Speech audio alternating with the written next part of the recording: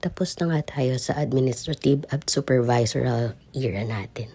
Tapos na ang ating pag-uutos at tayo naman ngayon ang utos-utusan ni Kapitan at ni Inday, ang aking mag-ama. Anyway, konting linis habang nasa labas sila at habang siyang nag-aalaga sa aming munting prinsesa. Hindi ko to nagagawa araw-araw. Ang hirap pala maging nanay na full-time sa loob ng bahay. Kahit paglilinis hindi mo magawa, bibihira. Maghuhugas ka lang ng plato kapag tulog ang bata. Ang hirap maging mommy, hindi madali. Pero it's the most amazing feeling at blessing.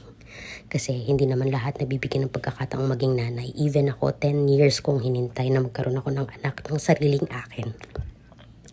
So, ayan, konting linis-linis para naman maging maaliwalas bago man lang maligo, 'di ba? At thank you na rin kasi may chance tayo na magawa yung mga ganito. Kahit paano, meron tayong partner na tumutulong sa atin para mag-asikaso ng bata. At the same time, hindi ko kasi ito araw-araw na nagagawa. Hindi rin ako sanay maglinis talaga ng bahay. So, thankful ako na, ayan, nagawa ko to kahit ngayon lang.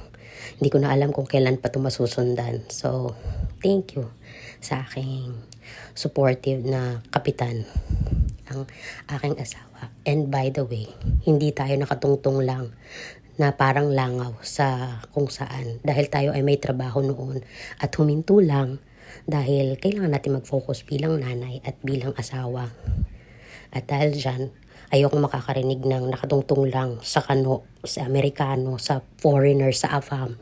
Kaya ayan, nakatigil sa trabaho, caring-caring, magpahiga-higa lang sa bahay. No, hindi ganun yun.